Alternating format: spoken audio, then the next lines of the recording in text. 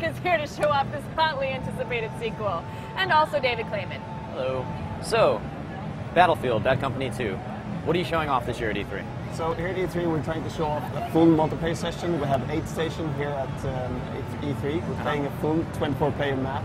And we're trying to show off, all the good bits and pieces of the game. Great. So, what can we expect that has changed from Battlefield Bad Company 1? I mean, when you jump in, what immediately will you notice?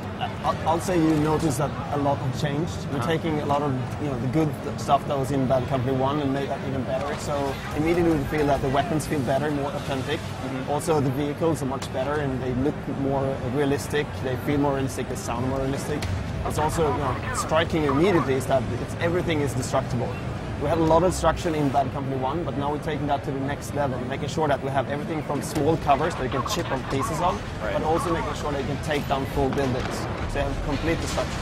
Oh, that's pretty impressive, because we know in Bad Company 1 there was a ton of destruction, but was that like the main goal to get it to full destruction the first time, and then you sort of had the first one come out and you realized with the second one you could really take it to the next level? I would say that it was a huge challenge to just get destruction to that level in Bad Company 1, so we were kind of worried that that would break the gameplay. Right. We now know that the strategic choices you get from the destruction in Bad Company 1 worked out fine. Yeah. So now we're just trying to take that to the next level, making sure that we can destroy everything. Cool. So maybe you can give me a couple of examples of how full destruction is influencing the gameplay, because I would imagine it's pretty drastic. You can't really hide behind anything now. So maybe just give me a scenario about what you're going to plan, how you're going to plan your attack when you know that the entire building can just be taken out. So if you look at the full building destruction, when you, for instance, take down an objective in the rush game mode, you blow up these crates you have. When you blow these crates, you have to then run out of the building because the building do collapse when you do that. Also, when you're hiding behind covers, the enemy can actually chip off pieces. So shooting at you you'll actually see the cover being eating away in front of you as you're hiding behind the covers. It's really, really cool. That's awesome. I was actually gonna say really quick, like if you're a person that's new to this series, I mean, should you have played 1 in order to understand 2, or is it kind of just like its own standalone, or how does it all tie in? I would say that if you have played the first one, you'll actually be a better player once you start playing the game. But if you're completely new to the series, we'll have a very good ramp in for you. So it's very easy to get into. We tweaked the controllers, made everything easier to control. But of course, it's a Battlefield game, so it's really hard to master. And you have the variation of the game, so there's a lot of things to do for all players. Do it easy through hard for more experienced players and all that? In multiplayer, we have the rank system that will make sure that you get in touch with the players that are on your rank. So the matchmaking system will make that for you.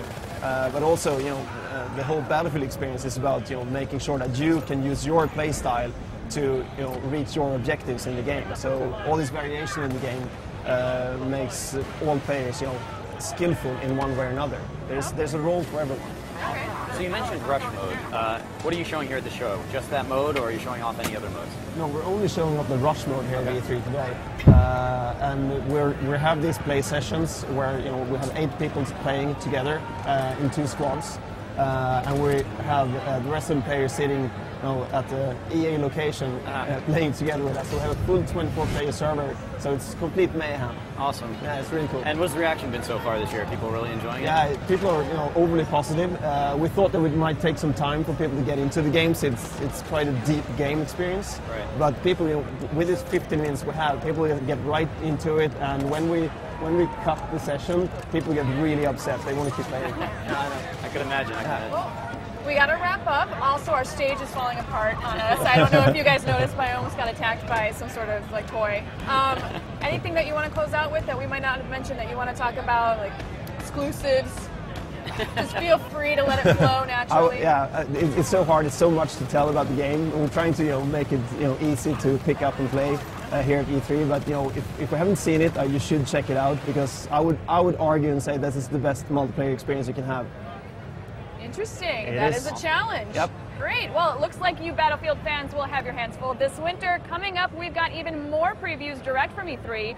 Keep it dialed to IGN.com, your ultimate source for show floor news.